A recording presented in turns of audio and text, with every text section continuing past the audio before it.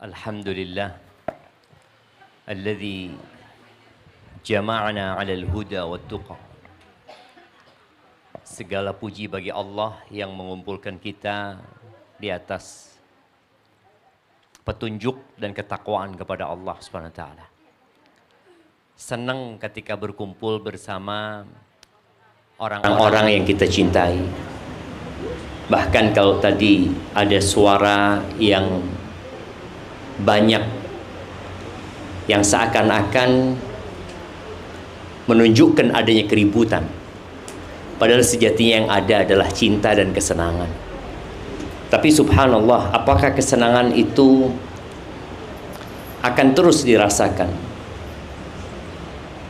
atau kesenangan itu akan berhenti dan berubah menjadi kesedihan, yang terkadang kesedihan itu selama-lamanya? Allah Azza wa Jalla mengatakan, al-akhillau yawma idzin ba'duhum li ba'din adu illa al-muttaqin. Orang yang saling mencintai, orang yang saling mengasihi, kelak pada hari kiamat itu mereka akan saling bermusuhan. Sebagian mereka musuh buat sebagian lain. Mungkinkah anak bermusuhan sama orang tuanya? Mungkin sekali. Suami sama istrinya, ya, kakak dengan adiknya. Kecuali orang-orang yang bertakwa. Maka Ramadan hadir dalam rangka mengantarkan kita untuk menjadi orang-orang yang bertakwa. Allah Azza wa Jalla mengatakan, yang insya Allah kita semua hafal ayatnya, ya ayyuhalladzina amanu kutiba alaikumus siyam kama kutiba alal ladzina min qablikum la'allakum tattaqun. Kata Allah Azza wa Jalla, diwajibkan atas kalian berpuasa sebagaimana diwajibkan atas umat sebelum kalian. Tujuannya apa? Bukan untuk sehat. Tujuannya bukan untuk menyiksa. Tapi tujuannya agar kita layak masuk surga. Agar kita menjadi orang-orang yang bertakwa. Allahumma salli wa sallim ala abdika wa rasulika Sayyidina wa maulana Muhammadin wa ala alihi wa ashabihi ajma'in. Ya Allah, semoga salawat dan salam, berkah dan nikmat senantiasa Engkau curahkan untuk hamba kekasih-Mu, untuk baginda Nabi kita Muhammad alaihi salatu wassalam, untuk keluarga beliau, untuk istri-istri beliau. Ini bicara istri-istri Nabi sallallahu alaihi wasallam. Ana mau kasih hadiah nih. Buat yang bisa menyebutkan nama-nama istri Nabi alaihi salatu wassalam yang ketika Nabi meninggal dunia mereka masih hidup. 9. Aisyah. Nah, yang ketika Nabi alaihi salatu wasallam meninggal dunia mereka masih hidup. Nah, silakan. Siapa yang mau angkat tangan?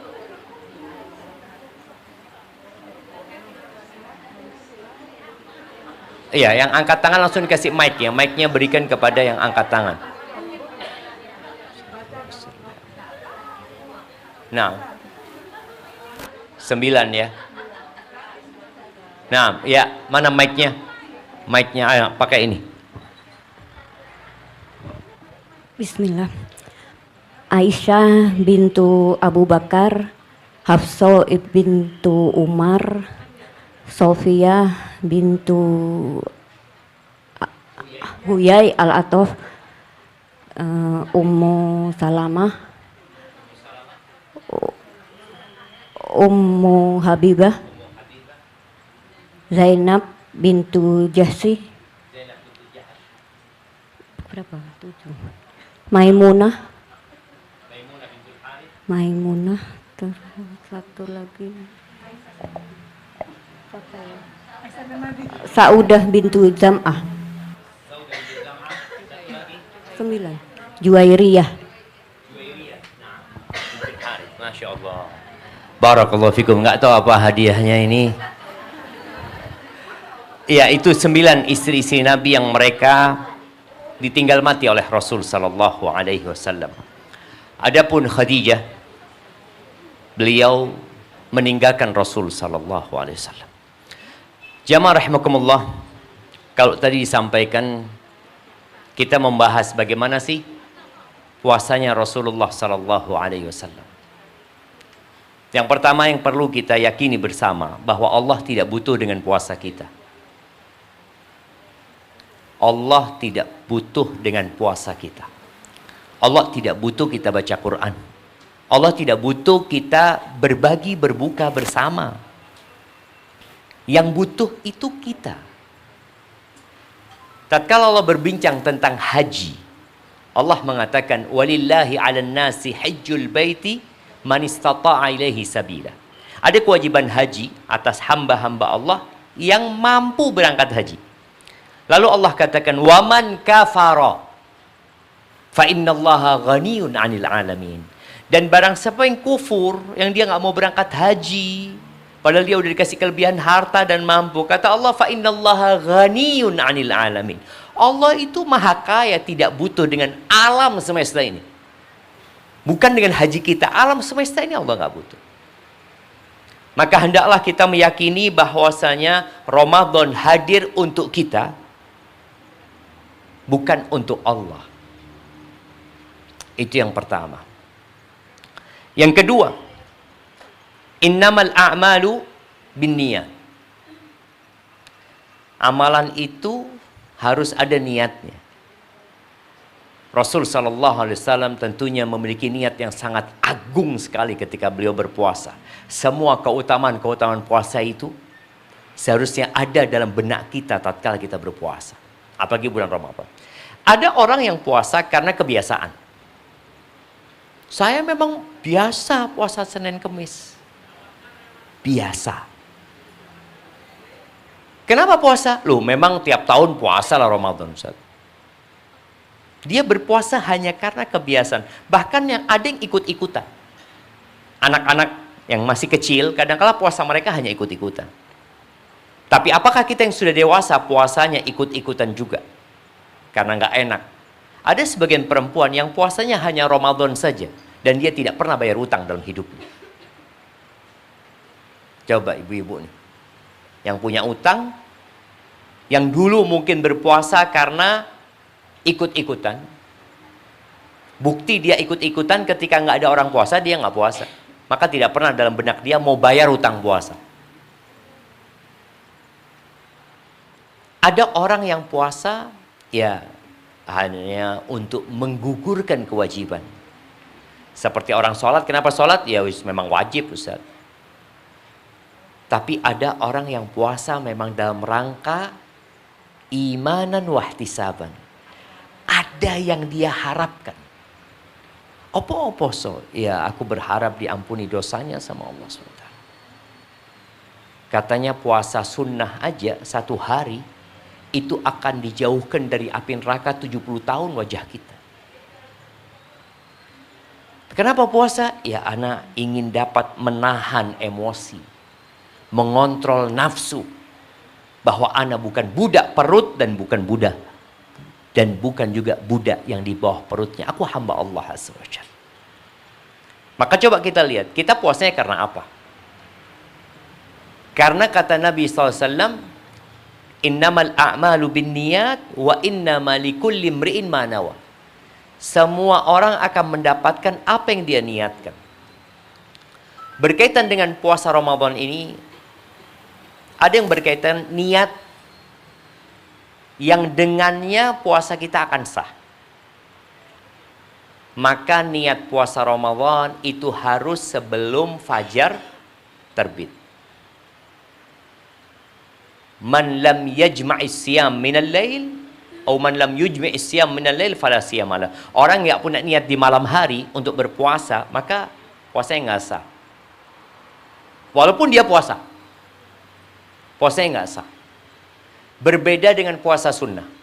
Kalau puasa sunnah kita boleh niat sekarang. Umpamanya dari tadi belum makan, belum minum, ya sudahlah, bismillah anak puasa mumpung hari Kamis. Maka dia akan dapat pahala puasa sejak dia niat.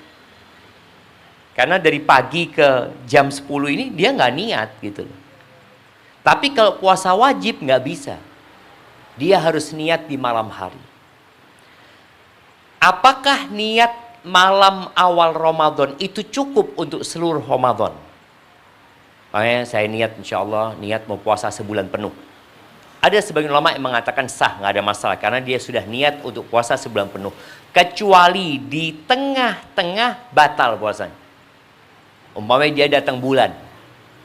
Berarti 7 hari dia setelah 10 hari, 7 hari datang bulan, untuk lanjutannya dia harus niat baru. Untuk menyelesaikan Ramadan. Kemudian ahibati fillah, Rasul sallallahu alaihi wasallam ketika beliau berpuasa, beliau itu bukan hanya meninggalkan pembatal-pembatal puasa, tapi beliau juga meninggalkan pembatal-pembatal pahala puasa. Apa pembatal puasa? Makan, minum, bercampur suami istri, kemudian muntah dengan sengaja tadi disebutkan, ya. Itu pembatal-pembatal puasa yang seperti makan dan minum. Ada orang yang tidak makan, tidak minum, dia jaga semua pembatal puasa, tapi ternyata dia nggak dapat pahala. Nabi SAW mengatakan, rubba sa'imin laisa lahu min siyamihi illal ju' wal atash. Banyak orang yang puasa, dia tidak mendapatkan pahala apa-apa dari puasanya kecuali lapar dan haus. Ini sebagian kita sudah puasa 50 tahun. Sudah puasa 60 tahun. Coba diperhatikan. Apakah puasa yang aku lakukan diterima sama Allah Azza wa Jalla, atau sekedar menggugurkan kewajiban? Dan Nabi SAW mengatakan, rubba. Ada banyak tuh. Betapa banyak orang yang puasa tapi hanya dapat lapar dan haus. Kenapa? Ternyata orang ini berpuasa, dia meninggalkan yang halal, yang haram dia kerjakan. Makan itu halal apa haram? Es campur ya, jam 12 siang. Panas-panas ya, halal apa haram? Halal es campur itu. Kita tinggalkan es campur, tapi kita ghibahin teman kita. Bayangin ya. Yang halal dia tinggalkan. Kemudian dia ngerumpi, ngomongin sohibnya, ngomongin fulana. Dia ceritakan keburukan orang lain. Dan dia merasa, aku puasa. Loh, engkau yang halal kau tinggalkan, yang haram dikerjakan. Apa gunanya puasa? Puasa ini menahan diri. Dari makan dan dari minum, serta dari mengumpuli istri, dari sejak fajar terbit sampai matahari tenggelam. Tapi di situ ada perintah agar kita meninggalkan yang haram. Tapi kadang-kadang kita nggak sadar, kita nggak nahan diri. Atau sebagian kita mengatakan, ojo ribain wong saiki, engkau mari mahrib ae. Ini orang sudah niat berbuat jahat.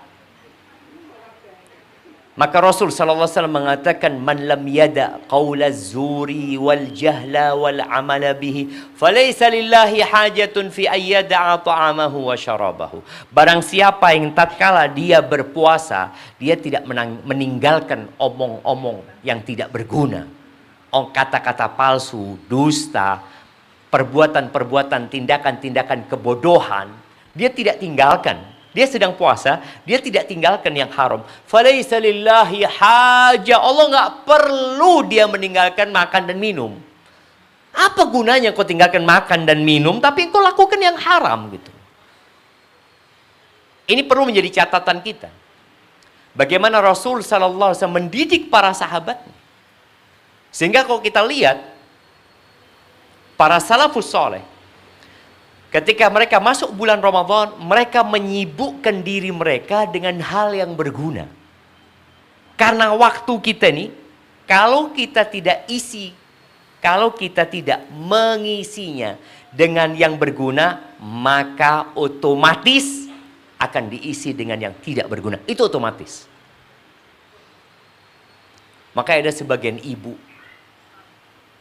yang kalau dulu sebelum ada HP ya, Ketika masuk bulan Ramadan, ibunya itu TV-nya dibalik sama ibu. Di rumahnya dia balik. Anak-anaknya ngomong, "Ma, kenapa Ma?" Nak, 11 bulan nak. Apa nggak cukup? 11 bulan. 330 hari. Engkau nonton TV. Apa nggak bisa di bulan Ramadan kita nahan diri 1 bulan nak? Nggak nonton TV. Ibu-ibu bisa nggak pegang HP? 330 hari pegang HP. Oke, nggak apa-apa pegang HP tapi wifi di rumah dimatikan. Kemudian kuota tidak dibeli. Jadi HP dikembalikan kepada fungsinya. Fungsinya HP buat apa? Komunikasi. Dikembalikan, nggak apa-apa. Oke, Ustaz, butuh HP. Iya, butuh untuk komunikasi. Gunakan hanya untuk komunikasi saja. Nonton enggak. Imam Malik, beliau tahu bagaimana Rasulullah SAW memenuhi Ramadan dengan baca Al-Quran. Baca Al-Quran. Pernah beliau SAW sholat malam. Entah sholat malam ini di bulan Ramadan atau di luar bulan Ramadan. Artinya kalau ini di luar bulan Ramadan, berarti Ramadan akan lebih dari itu. Beliau jadi sholat sendirian. Kita tahu sholat malam itu sunnah. Kalau sholat wajib, imam itu harus memperhatikan makmumnya. Nggak boleh sholat wajib baca Al-Baqarah. Makmumnya buyar nanti. Tapi karena sholat sunnah, boleh terserah. Nabi SAW sholat malam, kemudian Hudzaifah bin Yaman ikut di kanan Nabi SAW. Nabi membaca apa? Nabi membaca surat Al-Baqarah. Kata Hudzaifah, mungkin di ayat ke-100 beliau alaihi salatu wassalam akan ruku. Ternyata nggak ruku. Kata Hudzaifah, mungkin sampai selesai Al-Baqarah. Ternyata sampai terakhir Al-Baqarah beliau memulai dengan surat An-Nisa. Di hadis itu bukan Ali Imran, An-Nisa. Beliau baca An-Nisa. Sampai selesai An-Nisa, kemudian beliau masuk ke Ali Imran. 1 rakaat 5 juz. Itu Rasul sallallahu alaihi wasallam. Kita duduk sak juz dak mari. Bayangin. Yang ini, yang itu, apalagi kalau sudah pegang HP. Kita tahu semua bahwa ternyata dia hadir untuk merampok modal hidup kita. Orang hidup itu bukan dengan harta, tapi dengan waktu. Ternyata waktu kita habis dengan hal ini. Dan kalau kita lihat dapat apa? Coba di malam hari lihat. Aku hari ini pegang HP, dapat apa aku? Emak-emak ini yang ditonton apa? Shopee, kemudian TikTok. Emak-emak ini dracin biasanya. Nah, enggak dracin, drakor.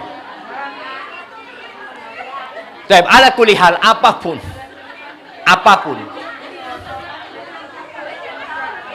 Nah, sudah, nanti dilanjutkan lagi. Ya, ibu-ibu yang jelas, kita lihat ya bagaimana barang yang kecil ini, yang seharusnya kita mengontrol dia, ternyata barang kecil ini mengontrol hidup kita. Kita yang dikontrol. Kita sudah taruh, tapi dia manggil-manggil kita. Ya Allah, maka sembunyikan. HP-nya Ramadan nanti sudah sembunyikan, kasih waktu. Aku mau buka handphone nanti jam 11 sampai zuhur. Nggak apa-apa. Bikin komitmen dengan diri kita. Jadi siapa saja yang mau telepon Ana udah dikasih tahu. Grup-grup WA dikasih tahu. Afwan yang mau menghubungi Ana jam 11 sampai jam 12 siang. Bas. Oh gimana nanti kalau ada kondisi darurat, penting ini itu. Dulu kita hiduplah handphone hidup. Tidak ada masalah. Tapi kenapa sekarang ini bisa mengontrol hidup kita? Maka mulai Ramadan kita ngontrol. Katakan kepada handphone, aku yang ngontrol engkau. Kapan aku mau buka, aku akan buka. Baik. Baca Al-Quran. Ramadan ini bulannya Al-Quran. Al-Imam Malik kalau masuk bulan Ramadan, ya, Imam Malik ini pengajar di Masjid Nabawi. Ketika beliau masuk bulan Ramadan, beliau berhenti ngajar hadis. Ngapain? Fokus baca Quran. Jangan kemudian sibuk ini ngajar saja ditinggalkan demi fokus baca Quran. Ini Quran jamaah. Kata Allah Azza wa Jal, inna hadzal Qur'an yahdi lillati hiya aqwam. Ini Quran memberikan petunjuk kepada jalan yang paling lurus. Bengkoknya kita, menyimpangnya kita, itu sesuai dengan hubungan kita dengan Al-Quran. Apa nggak bisa sehari satu juz? Itu sehari satu juz di luar Ramadan. Masuk Ramadan ya harusnya berbeda. Ada sebagian ulama yang hatam tiap 10 malam. Berarti tiap hari berapa juz? 3 juz. Ada yang hatam tiap 7 malam. Ada yang hatam tiap 3 malam.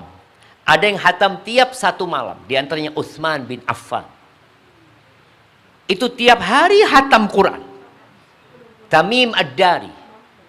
Ada yang sehari semalam 2 kali hatam. Di antara mereka Al-Imam Syafi'i rahimahullahu ta'ala.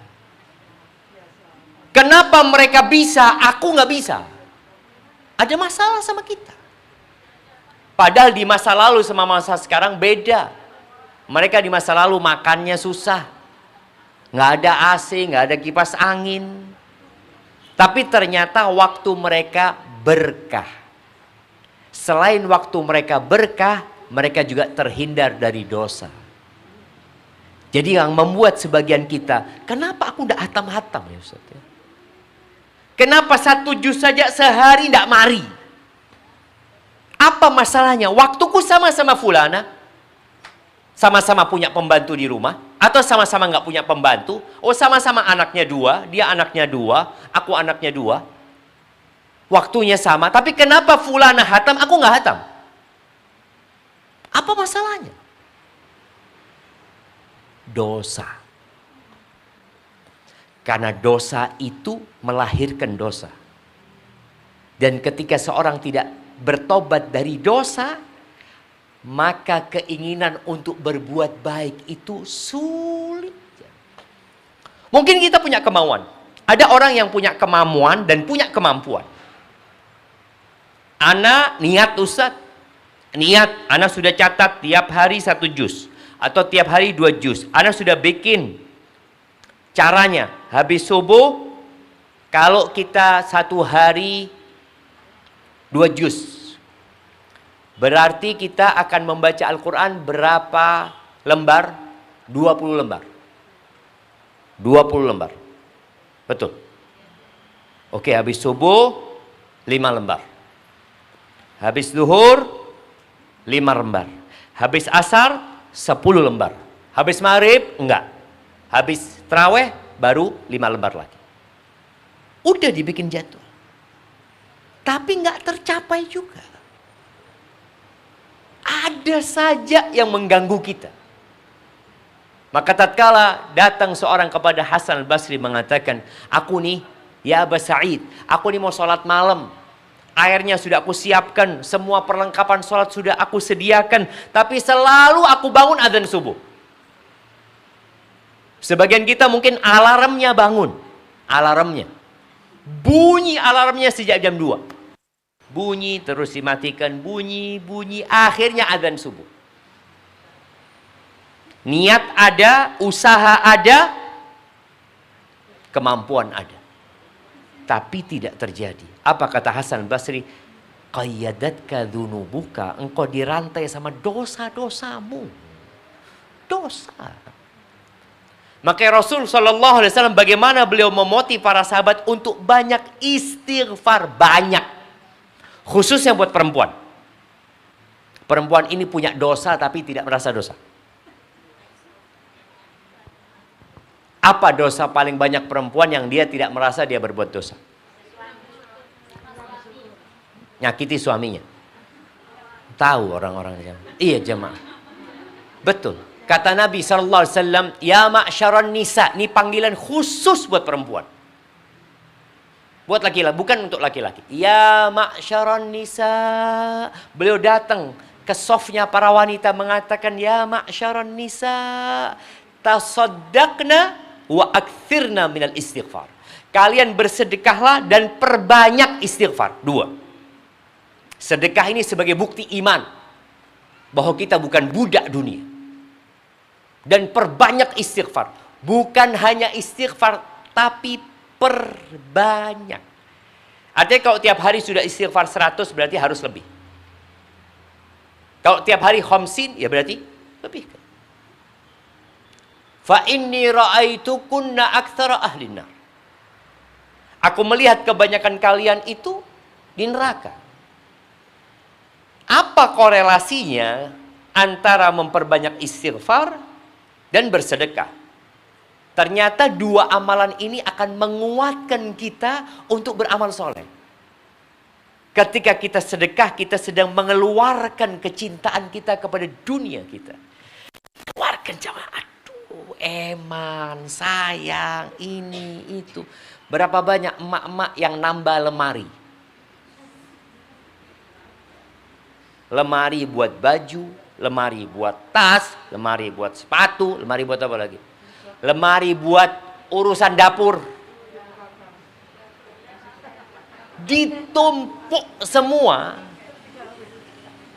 Memang nggak tahu apakah memang perempuan itu memiliki kesukaan mengkoleksi seperti itu. Tapi yang jelas tadi, ketika seorang berani mengeluarkan yang dia miliki, dia sedang mengeluarkan dari hatinya kecintaan kepada dunia. Dia sedang memikirkan akhiratnya.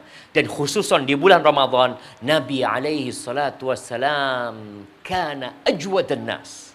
Nabi itu alaihi salatu wassalam orang yang paling dermawan. Puncak kedermawanan beliau itu kapan? Di bulan Ramadan. Ketika tadarus sama Jibril. Jadi ternyata bacaan Quran itu juga akan berpengaruh kepada hati kita. Kita jadi lebih royal. Bukan dalam urusan kesenangan ya. Dalam urusan berbagi. Ketika Nabi SAW mengatakan kebanyakan kalian masuk neraka. Ada satu wanita mengatakan, walima ya Rasul. Kenapa? Qala yukthirna la'an wa yakfurna al-ashir. Perempuan itu banyak melaknat.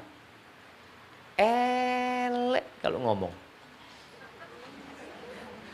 Betul ibu-ibu, kalau is loro hati,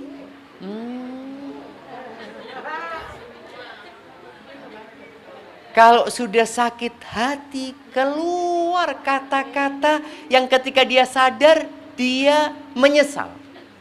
Tapi kata-kata itu sudah dicatat sama malaikat. Suaminya disumpahi, anaknya disumpahi, tonggonya disumpahi. Tonggonya ini, Allahu Akbar. Bayangin, itu terjadi. Itu kata Nabi SAW. Jadi kalau mau ibu-ibu, enggak, Ustaz, perempuan enggak kayak gitu. Anda enggak percaya. Anda lebih percaya sama Nabi SAW. Kemudian beliau mengatakan, wa yakfurnal ashir. Dia kufur sama suaminya. Sama kebaikan suaminya. Ingat, enggak ada yang sempurna. Ibu-ibu bukan bidadari dan suamimu bukan malaikat. Dalam kehidupan ini kita diperintahkan untuk melihat kepada kelebihan bukan kepada kekurangan. Yang menyebabkan banyak perceraian di Indonesia ini, sepertiga kira-kira yang menikah bercerai. Rata-rata masalahnya masalah ekonomi. Oke lah kalau suamimu ternyata tidak bisa berbagi cukup denganmu, apa enggak ada kebaikan dia yang bisa engkau lihat? Alhamdulillah dia sholat 5 waktu. Dia walaupun nggak ada fulusnya tapi masih bertanggung jawab ngurusin anak-anak umpamanya. Adalah hal yang lain. Tapi bukan itu yang kita bahas. Yang kita bahas tadi, bagaimana ketika seorang punya dosa, lalu ketaatan itu nggak bisa dilakukan. Berat kita melakukannya. Orang bisa puasa sunnah, aku nggak bisa. Orang biasa sholat duha 8 rakaat, dia sholat duha. Aku 2 rakaat. Kata orang Madura, eje kaje. Mau 2 rakaat, ya Allah ya. Berat sekali. Apa masalah? Yakin karena dosa. Ketika kita tidak bisa melakukan ketaatan yang sebenarnya mudah. Kalau sholat malam, oke lah berat. Ini sholat duha. Ada emak-emak, apa kerjaannya? Habis nganter anak-anak sekolah, selesai, pulang ke rumahnya. Apa yang dilakukan? Bismillah. Mulai bismillah pegang HP. Dia punya waktu. Coba kita sekarang memikirkan waktu yang berharga yang hilang dari hidup kita. Anggap jam 8 pagi. Sudah selesai semua pekerjaan rumah. Apalagi yang punya pembantu. Oh, dia punya pembantu, selesai. Dari jam 8 sampai jam 11. Ngapain dia? Oke. Mungkin dia ngapain kira-kira jemaah? Kalau yang nggak punya kerjaan ya. Tapi ada kan perempuan yang memang harus bekerja, mengais rizki. Ada. Beda ceritanya. Tapi ada orang yang waktunya benar-benar luang. Ketika tidak bisa digunakan waktu luang itu untuk baca Quran, maka nggak usah baca Quran. Istighfar. Duduk istighfar. Minta ampun sama Allah Azza wa Jalla.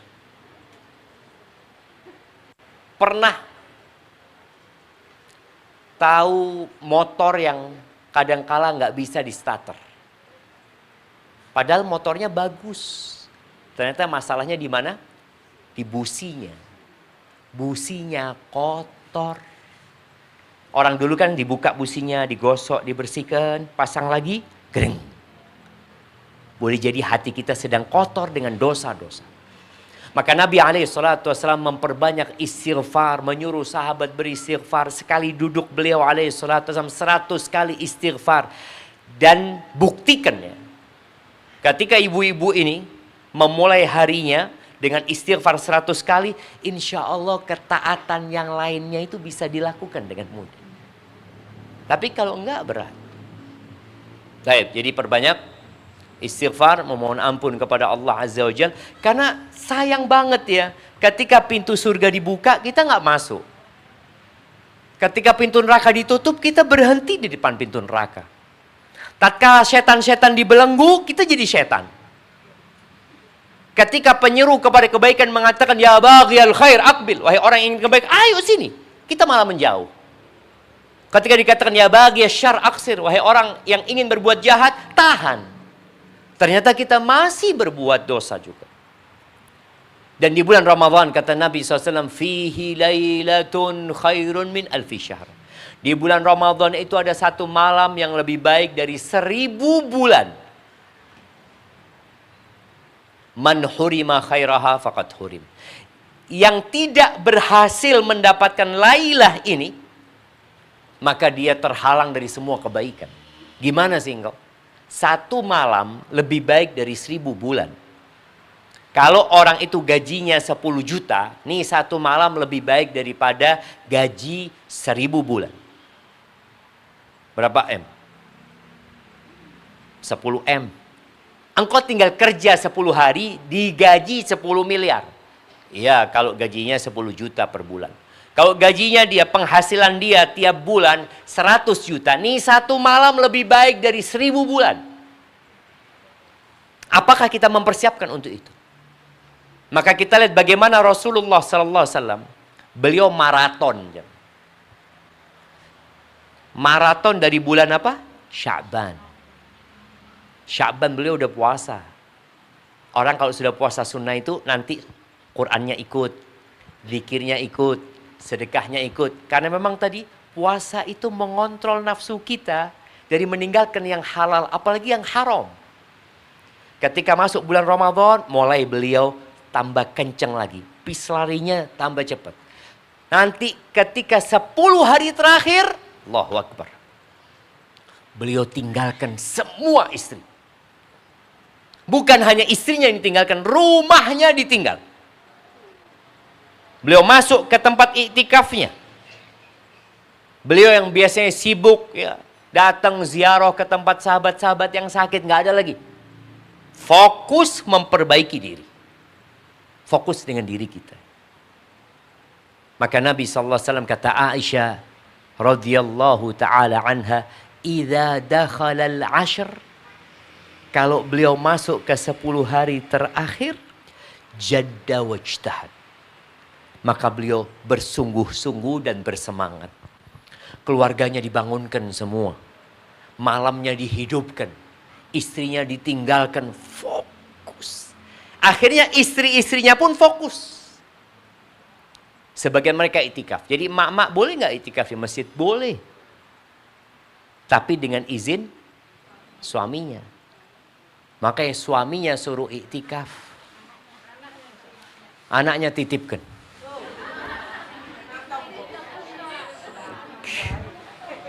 Kita berangkat umroh, anak dititipkan, nggak ada masalah. Berangkat haji, anak dititipkan, nggak ada masalah. Kenapa 10 hari terakhir anak dititipkan jadi masalah? Iya tadi. Oke, nggak ada masalah. Kalau tadi memang ada orang-orang yang tidak bisa. Tidak bisa. Tapi niatkan untuk meraih Lailatul Qadar. Niat. Aku kalau bisa itikaf, itikaf.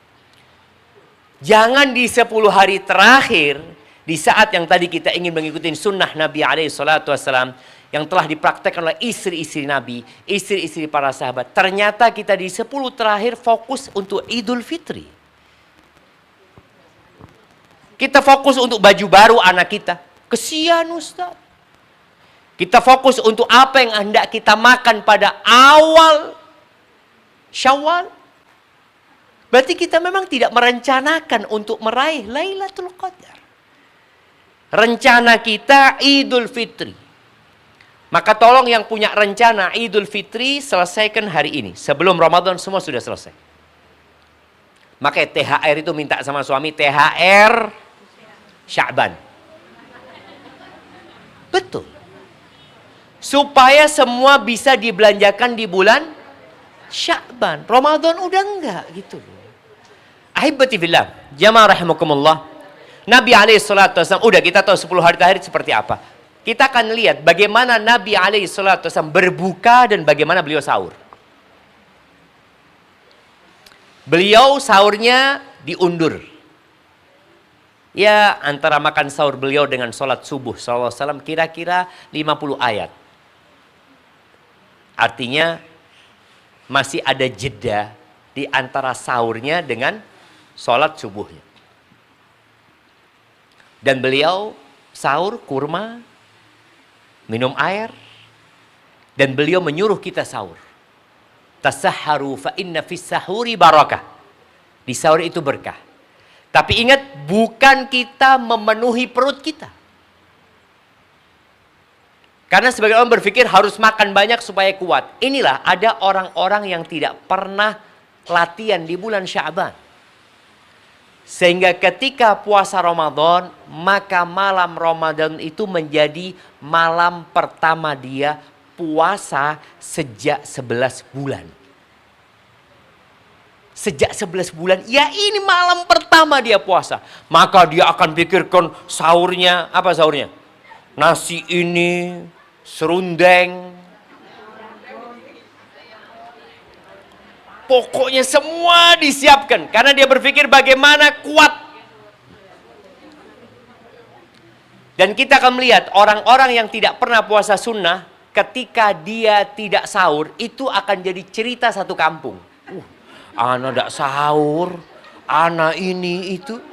Semua jadi status dia. Walaupun tidak sahur, aku tetap puasa. Karena buat dia itu spesial banget gitu kan. Nabi SAW sering puasa di pagi hari. Nggak sahur beliau. Sahur itu bukan kewajiban ya. Sahur itu sunnah. Artinya kalau orang nggak sahur tetap wajib puasa. Jangan berpikir saya nggak sahur berarti saya nggak sah puasanya. Oh boleh. Yang tidak sah kalau tidak niat. Tapi ketika beliau berbuka. Apa sih? Kalau kita bicara bagaimana sekarang nih. Kita mengenalkan sunnah Nabi SAW kepada keluarga kita. Beliau berbuka apa? Rutop, kurma muda. Sekarang alhamdulillah ya, kurma muda itu di Indonesia ada sepanjang tahun. Kalau dulu di masa Nabi SAW adanya cuma ketika musim panen kurma. Kalau nggak ada kurma muda, beliau kurma yang tua, yang keras itu. Kalau tidak ada, Beliau makan apa? Minum air. Hasawatin minal ma, kemudian sholat. Kita, Allahu Akbar, semua macam gorengan ada. Es teler, es kolok, es degan, es blewa, kurma, kemudian kue-kue yang manis, ini itu. Jam 5 sudah di meja makan. Padahal itu waktu mustajabnya berdoa. Kok kita bisa sibuk di sana? Kopi kayak apa dicampur, dia lihat, taruh lagi, nunggu adzan. Maka tolong manfaatkan waktu itu untuk berdoa. Kata Nabi alaihi salatu wassalam, lis-shaimi da'watun mustajabah. Orang yang puasa itu punya doa mustajab secara umum dan secara khusus. Inda iftarihi, ketika dia berbuka. Maka ibu-ibu kadang kala sibuk ya nyiapkan berbuka ini itu. Dan inilah yang kita lihat ya. Kalau bicara nggak apa-apa kan nggak apa-apa Ustaz. Ya nggak apa-apa memang. Nggak apa-apa. Nggak haram. Tapi tema kita bagaimana puasa kita sesuai dengan sunnah Nabi SAW tadi. Nabi itu berbukanya. Dan beliau mengatakan sallallahu alaihi wasallam, ma mala'a adamiyun wi'aan syarran min batn. Tidak ada wadah yang lebih berbahaya yang dipenuhi oleh manusia daripada lambungnya sendiri. Wadah yang paling berbahaya untuk dipenuhin itu perut kita. Terus gimana cara kita makan supaya sehat? Puasa ini hadir juga untuk memberikan kesehatan kepada kita. Kesehatan fisik dan kesehatan hati kita. In kana fala budda la mahala. Kalau dia harus makan karena makanannya enak. Kalau tadi kan ya luqaimat yuqim nabi hasulba, beberapa suap makanan yang membuat punggungnya tegak. Jadi kita nggak perlu bersandar, tegak punggung kita. Kalau makanannya ternyata enak, kita kepingin makan banyak, Nabi memperbolehkan sallallahu alaihi wasallam. Kalau memang harus makan, lalu beliau alaihi salatu wasallam memberikan arahan fathuluthun li ta'amihi, sepertiga buat makanan. Wa thuluthun li syarabihi, sepertiga sisakan buat minuman. Wa thuluthun, yang sepertiga buat apa? Linafasihi, buat nafasnya. Makanya orang kalau kekenyangan dia akan bersendawa. Karena tempat nafasnya itu diisi oleh makanan. Ada makanan. Ketika Nabi SAW lagi duduk bersama para sahabatnya, tahu-tahu ada satu orang yang bersendawa. Apa bahasa Jembernya bersendawa itu? Gelegean. Dia bersendawa, Nabi SAW mengatakan, kuffa anna jusyak, tahan dari kami sendawamu. Fa inna atwalan nasi ju'an yaumal qiyamah aktsaruhum shib'an fid dunya. Orang yang paling panjang laparnya di akhirat itu pada hari kiamat adalah orang yang paling sering kenyangnya. Maka hati-hati. Kita perlu ketika berbuka secukupnya. Kadangkala sebagian orang berbuka sampai sabuknya dilepas. Kalau tidak sabuknya, sarungnya dikendorkan. Karena dia mau nambah lagi makanan. Maka sunnahnya nggak seperti itu. Sunnahnya makan secukupnya, kemudian sholat. Tapi mungkin Nabi SAW tidak kenal dengan gorengan. Kita suka sama gorengan, nggak apa-apa. Tapi jangan berlebihan. Kemudian beliau setelah sholat maghrib, ya mungkin beliau pulang ke rumahnya, bertemu sama keluarganya. Lalu beliau sholat isya. Dan di masa itu, sholat isya itu dimundurkan coba. Nah, ada pembagian air. Siap, sholat isya itu dimundurkan. Jadi beliau alaihi salatu wassalam itu sholatnya agak malam. Terawihnya itu agak malam. Nggak apa-apa, kita mau habis isya langsung nggak apa-apa. Karena waktu sholat malam itu pokoknya selesai sholat isya. Tapi kalau dimundurkan nggak ada masalah. Beliau pernah sholat di bulan Ramadan berjamaah itu hanya 3 malam. Dan beliau baca hampir subuh. Bacaan beliau panjang itu. Jadi beliau kalau sholat itu berdirinya panjang. Kemudian rukuknya hampir sama dengan berdirinya. Bayangkan rukuknya hampir sama dengan berdirinya sallallahu alaihi wasallam. Kenapa beliau sampai bengkak kakinya? Ya karena itu beliau sholat. Kemudian setelah beliau sholat 3 malam, beliau nggak sholat lagi karena takut sholat malam itu diwajibkan atas umatnya. Tapi kemudian para sahabat di masa Umar bin Khattab, mereka sholat berjamaah tarawih. Jadi tarawih ini boleh berjamaah, boleh sendirian. Berapa rakaat? Boleh 11, boleh 23. Atau boleh lebih dari itu.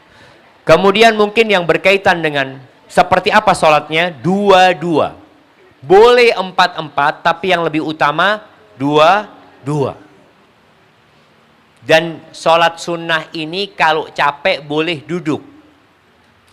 Jadi ibu-ibu mungkin capek ya sholatnya duduk karena mau baca 1 juz, nggak apa-apa. Nanti capek berdiri. Kemudian atau ketika mau rukuk baru dia berdiri. Rukuknya dalam kondisi dia berdiri. Itu diperbolehkan. Kemudian Nabi alaihi salatu wassalam di bulan Ramadan ini beliau menganjurkan kita untuk memberi buka orang-orang yang berpuasa. Man fattara sha'iman falahu mithlu ajrih. Barang siapa yang memberikan buka kepada orang yang puasa, maka dia dapat pahala seperti orang yang puasa. Maka tolong mulai saat ini yang mau nabung-nabung. Ana insyaallah mulai 1 Ramadan akan kasih 5 porsi orang berbuka di masjid sebelah rumah. Diniatkan. Jadi nanti 5 bungkus anaknya suruh kirimkan ke masjid. Selain kita mendidik anak-anak kita untuk berbagi, kita juga akan mendapatkan pahala orang yang puasa. Itu mungkin beberapa hal berkaitan dengan sunnah-sunnah yang perlu kita jaga tatkala kita berpuasa di bulan Ramadan. Ingat, jangan sibuk menahan diri dari makan dan dari minum dan dari syahwat, tapi kita lupa menahan diri dari perbuatan dosa. Sebagai penutup, sebelum kita masuk ke sesi tanya jawab, Nabi alaihi salatu wasallam mengatakan syaqiyun abdun, celaka seorang hamba yang dia hadir di bulan Ramadan tapi ternyata dosanya belum diampuni. Barakallahu fiik. Naam. Baik, kalau mungkin ada pertanyaan, tafadhal. Sebelum nanti Ana yang bertanya untuk membagikan hadiah ini. Ada Ustadz. Naam, tafadhal. Ini barusan ada yang titip tanya, kalau rukuknya panjang, itu apa yang dibaca? Tadi kan ada penjelasan rukuknya hampir sama, lamanya sama berdiri. Terus saya tanya, saya pengen Ramadan ini puasa sebulan penuh. Nah, tapi karena saya selalu berhalangan, untuk menghalangi saya minum obat boleh apa enggak? Jadi untuk tidak datang bulan, saya minum obat. Barakallahu fiik. Naam. Ya, berkaitan dengan apa yang dibaca, ya baca doa ruku. Baca doa ruku. Kalau baca subhana rabbiyal azim, terus baca. Mau baca subhanakallahumma wa bihamdika Allahumma ighfirli subhanakallahumma wa bihamdika, terus dibaca. Jadi yang dibaca ya doa ruku. Panjang seperti berdirinya, iya. Tapi tidak sama dengan berdirinya. Lebih pendek. Adapun pertanyaan kedua berkaitan dengan wanita yang tidak ingin datang bulan. Dia ingin puasa full. Ketahuilah bahwasanya haid ini adalah rahmat Allah buat para wanita. Di mana ketika dia datang bulan, dia tidak sholat dan tidak puasa. Ketika dia nifas, dia juga tidak sholat dan dia tidak puasa. Dia punya kewajiban mengganti. Dia punya kewajiban mengganti puasa tapi tidak mengganti sholatnya. Kalau pertanyaannya apakah boleh? Boleh-boleh saja selama tidak membahayakan. Bukan dianjurkan. Oh, dianjurkan perempuan minum obat? Tidak. Supaya dia bisa full puasa? Enggak. Bukan dianjurkan, tapi diperbolehkan. Apabila tidak membahayakan, karena ini menentang fitrahnya. Nah, kalau tadi dikatakan haji, umroh, itu darurat. Karena waktunya terbatas. Kalau puasa enggak, kan memang diganti di hari-hari lainnya gitu loh. Tapi kalau orang umroh umpamanya, dia cuma 9 hari umroh. Kalau dia datang bulan, akhirnya dia harus pulang. Sedangkan dia belum bisa melaksanakan tawaf umpamanya. Haji juga seperti itu. Itu kondisi darurat. Tapi kalau puasa bukan darurat. Puasa itu pilihan. Maka lebih baik tadi tetap di atas fitrahnya. Dia datang bulan karena memang tadi secara medis yang namanya menentang sesuatu yang harus keluar. Akhirnya kita tahan, akhirnya jadi penyakit. Berapa banyak perempuan yang akhirnya minum obat, nanti datang bulannya berantakan akhirnya. Seperti itu. Hadza wallahu a'lam bishawab. Nah. Iya. Kalau kita kadang eman ya mau keluar sore itu eman ya, tapi suami ngajak keluar untuk cari bukuan kayak apa itu. Iya, mana mic-nya ini oke, biar yang lainnya dengar. Kadang kita eman ya mau keluar sore itu ya, mau pilih apa ya, mau ngaji kayak mau zikir, tapi suami ngajak keluar untuk ini jalan-jalan golek bengi Ustadz ya. Gimana itu, pilih mana itu Ustadz? Ngaji apa golek bengi ikut suami itu Ustadz? Iya. Subhanallah ya. Mereka cari bengi, golek bengi, tapi nanti ketemu bengi di mana? Di rumahnya. Ternyata yang dicari ada di rumahnya. Nah, ini bagaimana kondisi istri? Istri hendaklah nurut sama suaminya. Gak apa-apa. Nurut, taat sama suaminya. Suaminya ngomong, yuk ikut nyari bukuan, ya sudah bismillah. Selama perjalanan manfaatkan waktu untuk berdoa. Dan ini sebuah kekhususan ketika kita berdoa minta sama Allah. Allah itu mendengar doa kita dalam semua kondisi. Kita mau berdiri, kita mau tiduran, kita mau duduk, maka ketika keluar bersama suami manfaatkan untuk berzikir. Manfaatkan untuk berzikir. Jadi insya Allah istri dapat pahala nurut sama suami dan dapat pahala memanfaatkan waktu untuk berdoa dan berzikir. Baik, Ana akan baca pertanyaan dulu ya. Ada pertanyaan yang masuk ini. Assalamualaikum Ustaz. Afwan izin bertanya di luar tema. Waduh, bahaya di luar tema. Bagaimana Ustaz jika Ana sebagai orang tua membeli sebidang lalu di atas namakan anak pertama Ana. Sementara anak Ana berjumlah 4 bersaudara dan anak pertama Ana tersebut saat ini sudah menikah dan membutuhkan rumah untuk tempat tinggal. Rencana tanah tersebut akan dibangun untuk rumah anak pertama. Cara menurut Islam agar tanah tersebut menjadi milik anak pertama Ana seutuhnya, sehingga Ana bisa menjadi orang tua yang adil bagi anak-anak yang lainnya. Akad yang harus Ana gunakan Ustadz, jazakallah khair sebelumnya. Ahibati fillah, pernah di masa Nabi SAW ada seorang sahabat cinta sama salah satu anaknya. Nama anaknya Nu'man. Nama bapaknya Bashir.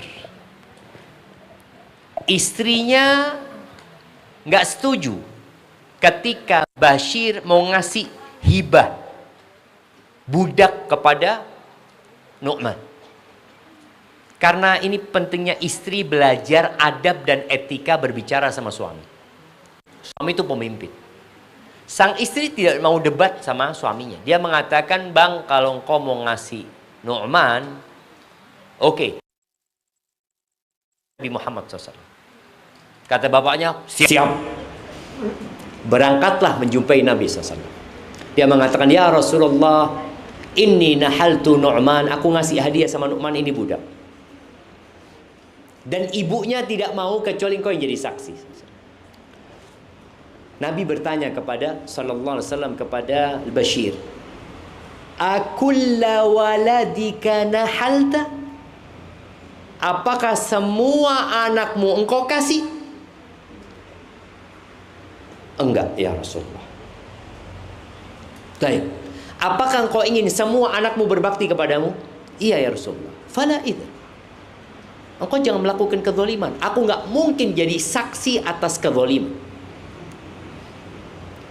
Jadi memberi kepada anak itu, kalau sampai diberikan kepada anak itu, yang lainnya nggak dikasih, tatkala bapaknya meninggal dunia, itu sebagian ulama berpendapat, bahkan banyak para ulama yang berpendapat pemberian itu jadi warisan. Kalau mau ngasih maka semua anaknya dikasih. Jadi kalau mau ngasih semua anaknya dikasih. Boleh jadi ini anaknya dikasih yang pertama, yang lainnya nanti karena masih kecil-kecil. Tapi sudah ada tanah itu nanti buat fulan, tanah itu buat fulan. Karena hibah ini harus diserah terimakan. Maka nasihat ana kalau sekarang ini berikan kepada anakmu HGB. Hak guna bangunan, ya, HGB. HGP, hak guna pakai, artinya fadol dipakai nak, engkau pakai nak, engkau nanti punya rizki, engkau beli nggak apa-apa nak, engkau cicil. Ini orang tua berbuat baik sama anaknya, bukan orang tua bakhil. Karena mungkin orang tua ngomong, abah cuma punya anak, punya apa? Punya tanah satu, belum tentu abah bisa ngasih anak yang lain. Maka karena engkau sudah menikah, engkau butuh rumah, oke, ini hak guna saja. Karena anak-anak yang lainnya masih tinggal bersama orang tuanya, belum mandiri. Maka nasihat ana, hendaklah anak pertama ini hanya dikasih hak guna saja. Kecuali tadi semua anaknya mau dikasih, maka hendaklah dikasih semuanya. Hadza wallahu a'lam bissawab. Nah. Baik. Assalamualaikum Ustaz. Waalaikumsalam warahmatullahi wabarakatuh. Ini pertanyaan titipan dari anak saya.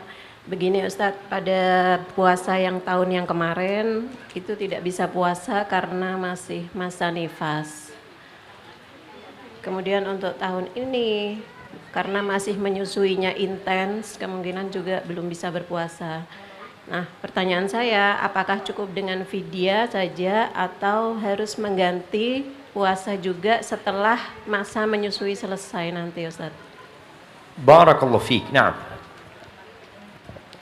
yang pertama, anak akan tanya, orang nifas itu bayar fidyah apa qadha? Qadha. Sepakat ya. Orang yang datang bulan, orang yang nifas, itu kewajibannya adalah mengqadha. Ada khilaf di antara para ulama, orang yang menyusui dan orang yang hamil. Kalau dia tidak mampu puasa, ini orang menyusui, bukan orang nifas ya. Orang menyusui. Boleh jadi dia menyusui plus nifas, tapi dia tidak puasanya bukan karena menyusui. Karena nifas nggak boleh puasa memang dia. Ini orang menyusui dan orang hamil.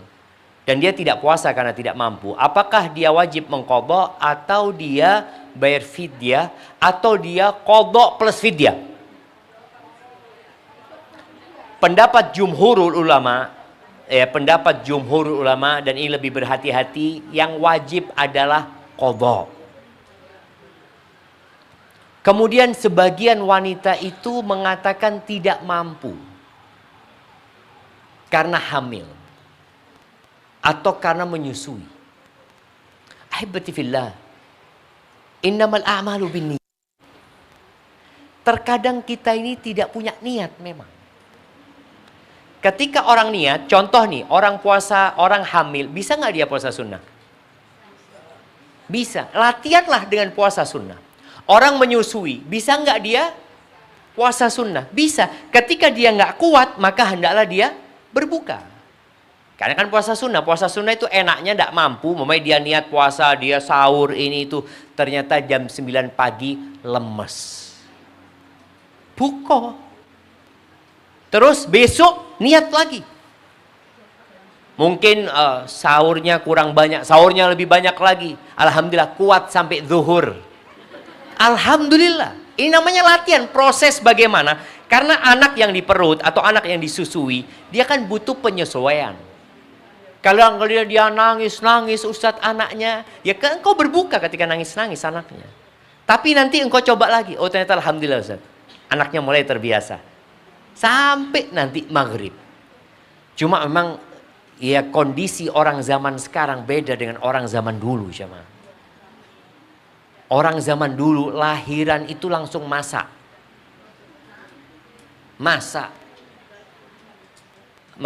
Kan nggak ada siapa-siapa di rumahnya. Suaminya kerja di kebun ya. Ketika keluar tuh anak, dia akhirnya harus nyusui, dia masih masak untuk ngasih anak-anak yang lainnya. Dan subhanallah ya. Ana masih ingat ada bangsa Shibli di Surabaya situ. Satu saudara 25 orang. Dari satu ibu. Dan subhanallah nggak punya pembantu. Mampu ternyata, kita kan alasannya banyak ini itu karena tadi kita udah lemah ya.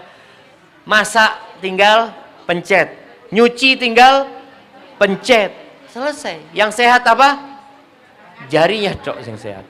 Jadi seperti itu. Jadi hendaklah tadi latihan ya. Jadi ketika dia menyusui, intens nyusuinya, ya bismillah. Engkau nyusui intens buat anakmu, engkau berarti makannya harus lebih banyak. Tapi latihan.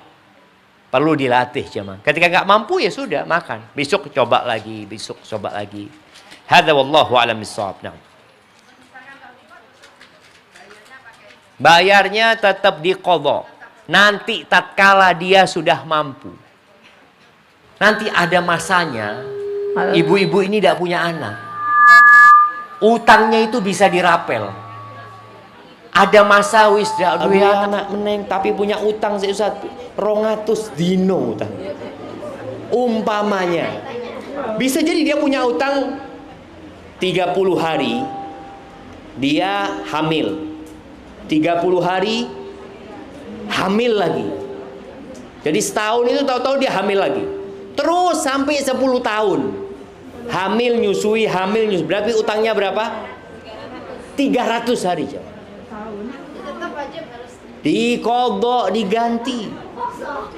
Dowo Ustaz ya. Nah, tadi memang ada yang pendapat mengatakan boleh dibayar fidyah ini itu. Ya, kalau pendapat itu benar. Kalau enggak, maka kita harus lebih berhati-hati. Karena memang kewajibannya itu adalah mengkodok, mengganti.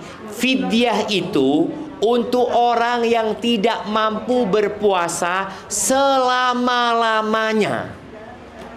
Sakit yang tidak diharapkan sembuh. Orang yang sudah tua renta, nggak mungkin dia kembali muda. Wes tuwe, nggak mampu dia puasa. Tapi kalau yang menyusui dan hamil, ada harapan dia kuat nantinya. Makanya nanti boleh jadi menggantinya. Ini mungkin juga pelajaran ya. Gantinya itu Senin Kemis saja. Senin Kemis diniatkan qadha. Oh nggak mampu Ustaz, bukan nggak mampu, nggak mau. Gimana? Oh kalau qadha niatnya itu harus di malam hari, karena puasa wajib harus di malam hari. Kalaupun dia nggak mampu, dia boleh berbuka, tapi niatnya puasa wajib. Hadza wallahu a'lam bissawab. Nah, mana mic-nya? Assalamualaikum. Oh, lihat. Mau tanya, seorang wanita dianjurkan Banyak-banyak istighfar dan bersedekah ya Ustadz. Iya. Masalahnya gini Ustadz, kita sebagai seorang wanita nafkah kan dari suami Ustadz. Nah, Istilahnya uang dari suami. Itu untuk kita mengeluarkan sedekah itu dari mana Ustadz? Apa kita izin sama suami? sama-sama. Atau gimana Ustaz? Terus yang kedua, di bulan Ramadan ini sering-sering kita sebagai seorang wanita itu dana itu membengkak Ustaz. Istilahnya Dana buat makan. nah Ustaz untuk Ya. takjil dan sebagainya. Tujuan kita itu hanya supaya suami itu senang, anak juga semangat untuk menunaikan puasa Ustaz. Bagaimana Ustaz? Masya Allah, barakallahu fiik. Assalamualaikum warahmatullahi wabarakatuh. Iya. Berkaitan dengan pertanyaan yang pertama, jadi sodakoh itu dari uangnya istri. Kalau istri dapat nafkah dari suami, Maka dilihat, apabila suami membolehkan kepada istri, nih aku kasih uang nafkah, silahkan engkau mau bagi-bagi nggak apa-apa umpamanya. Berarti sudah diizinkan secara umum. Kalau ternyata di masa lalu, jadi bicara nafkah buat istri itu, di masa lalu itu bukan uang jamaah. Makanan biasanya, pakaian. Jadi suami bawa beras, suami bawa baju ya, itu sudah nafkah. Jadi nggak harus uang. Kalau sekarang kan memang akhirnya uang. Ketika uang itu pesannya suami ini untuk nafkah, untuk sandang, pangan, dan papan, maka kalau mengeluarkan untuk yang lainnya, dia harus izin sama suami. Ada izin khusus, ada izin mutlak. Izin khusus itu ya memang nggak ada omongan dari suami. Tapi izin umum sudah, engkau tafadhol, berarti kita nggak perlu izin lagi. Ketika Nabi SAW menyuruh para wanita bersedekah, apa yang dilakukan oleh perempuan-perempuan itu? Ada yang buka antingnya, dilemparkan ke Bilal. Ada yang buka kalungnya, dilemparkan. Bilal pada waktu itu bawa surban. Ada yang buka gelangnya, dilemparkan ke Bilal. Jadi jangan berpikir sodakoh itu harus uang. Boleh jadi kita punya cincin, disodakohkan. Jadi seperti itu. Kalau cincin miliknya, kalau pinjem tidak boleh disodakohkan. Jangan gelang pinjem disodakohkan gitu jamaah. Jadi syaratnya harus milik ya. Kemudian tadi pertanyaan yang kedua berkaitan dengan membengkaknya biaya untuk makan di bulan Ramadan ini. Kalau bicara boleh, boleh-boleh saja. Tapi bagaimana kita menjadikan Ramadan ini bukan bulan kuliner. Bulan puasa.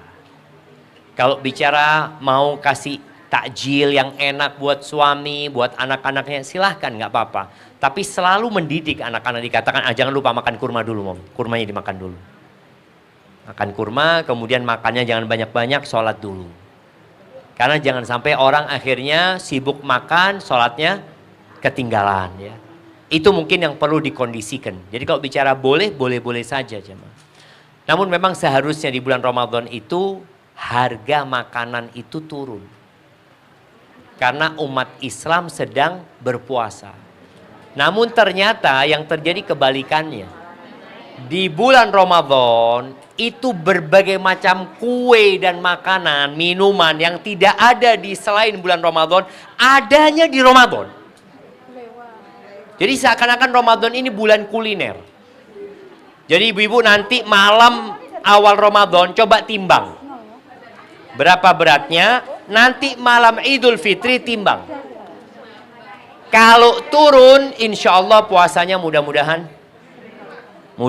bagus. Tapi kalau tambah berat berarti ada masalah.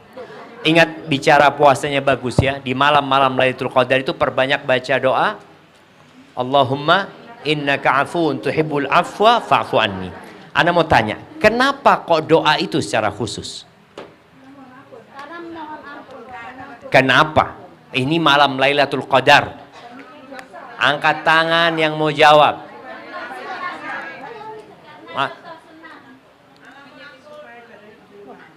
Ada yang supaya ibadah yang diterima. Ada jawaban lain? Karena bulan puasa bulan yang penuh ampunan. Nah, karena ya. Karena bulan sebaik-baiknya bulan di bulan puasa, penuh dengan berkah. Penuh dengan berkah. Siap. Kita lihat jawaban yang terbaik dulu. Belakang. Yang keras. Tunggu dulu biar kita dengar. Mic-nya mana? Kasihkan mic-nya.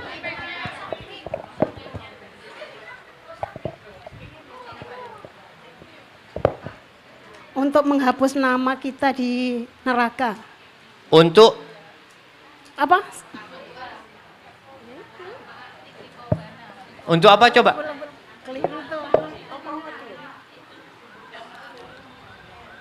Ya sebenarnya jawaban ini kalau digabungkan jadi benar. Tapi karena Dibagi-bagi nggak bisa kita jamaah. Jamaah, ada jawaban Ibu? Loh.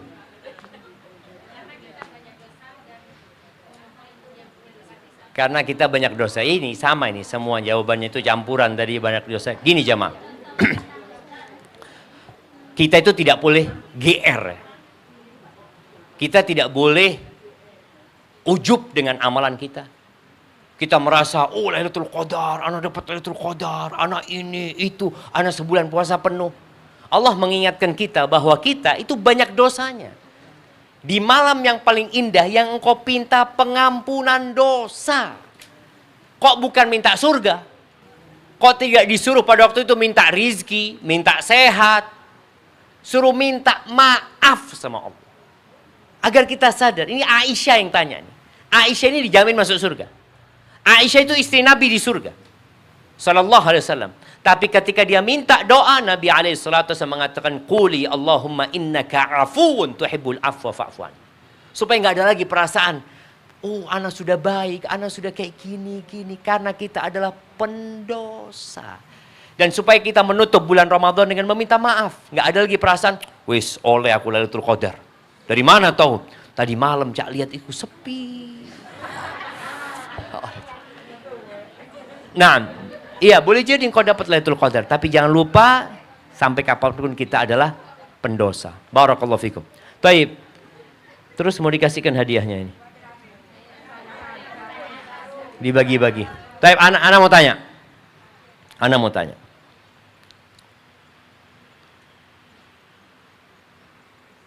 Apakah tidurnya orang yang puasa itu ibadah?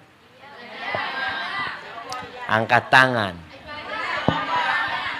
Kok enak turu ibadah. Sejak kapan tidur jadi ibadah? Loh. Ada hadis yang menyebutkan tidurnya orang puasa ibadah, tapi hadis itu lemah dan tidak bisa dipakai. Karena ini akhirnya jadi alasan orang itu habis subuh tidur sampai zuhur, kemudian habis zuhur tidur, nanti asar baru bangun. Poso aku. Enggak jamaah. Jadi puasa itu bulan beramal, bukan bulan tidur. Maka tolong di waktu yang penuh dengan berkah ini kita manfaatkan. Kalau daripada ngerasani uang, loh daripada ngerasani uang yang ngaji. Bukan daripada ngerasani uang turu. Tidak mengganggu kewajiban puasa. Baik, ana mau kasih pertanyaan yang agak sulit.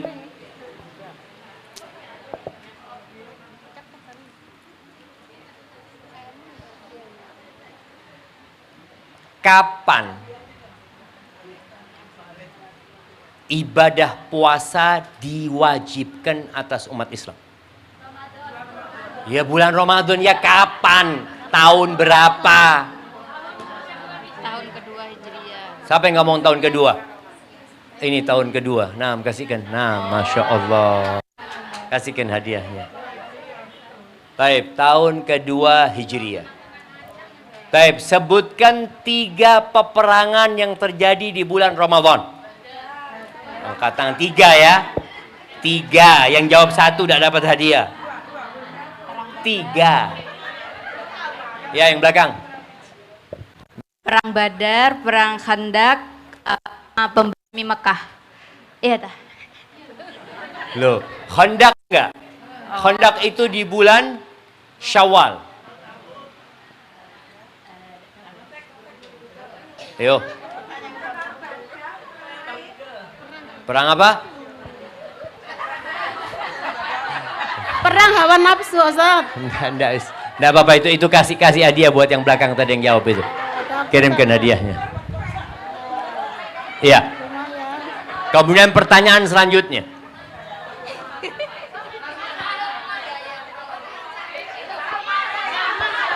Mana yang belakang sana? Loh, yang jawab 2 sana jemaah. Baik, ana rasa cukup itu jemaah ya. Masih ada hadiahnya. Oke.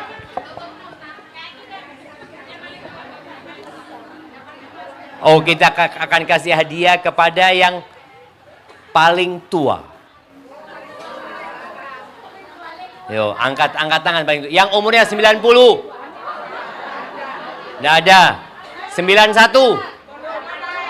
Loh, 89. 85. Sik, berapa? Berapa umurnya? Iya, berapa umurnya? 82. Ada yang lebih? Loh, tunggu dulu, sabar, kita lihat. 82? Udah, nggak ada. Ada yang 2 orang kalau ditambah? Nggak kuat. Jangan apa-apa lah, ini kayaknya spray ini. Kasihkan biar tidurnya enak. Nah, yang paling tua itu, biar tidurnya enak. Baik, pertanyaan selanjutnya. Buat yang paling banyak anaknya. Cek, tunggu dulu. Berapa? Oh, 4 sih, ada 6 di sini. Berapa? Oh, 5 kalah. 6. Cek, tunggu dulu, ada yang 7. Oh, masih 6, 7. Siapa?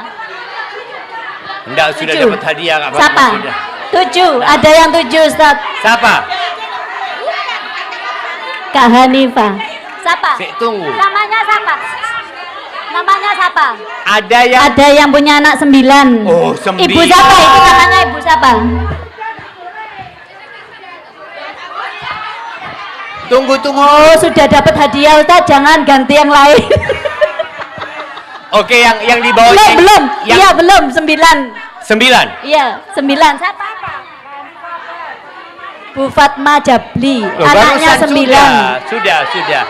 Yang 8. Bukan. Yang tadi itu yang dapat hadiah bukan Bu Fatma Jabli. Yang sekarang punya anak 9, Bu Fatma Jabli. Oh, gitu. Ya apa sih wong-wong iki? Kasih no. Ayo wes. Tadi itu Kak Sehun. Taib, terakhir. Berapa kali Rasulullah sallallahu alaihi wasallam menghadapi Ramadan? Berapa kali? Ojo banter-banter, salah. Berapa? 6. Yang belum jawab. Berapa? 9. Coba sebutkan. Ya. Tahun berapa? Tahun kedua, ketiga, keempat, kelima, keenam, ketujuh, ke-8, ke-9. Berapa sudah? Enggak, kalau 9 berarti tambah 2. Nabi meninggal 10. 10 sahih. Kasihkan. Nah. Iya, beliau meninggal SAW tahun ke-11 tapi belum Ramadan. Berarti tetap 9 kali Nabi SAW ya. Tapi jamaah itu yang dapat Anda sampaikan, kurang lebihnya mohon maaf. Yang benar dari Allah Azza wa Jalla, yang salah dari diri Anda pribadi. Allah dan Rasulnya terbebaskan dari kesalahan itu.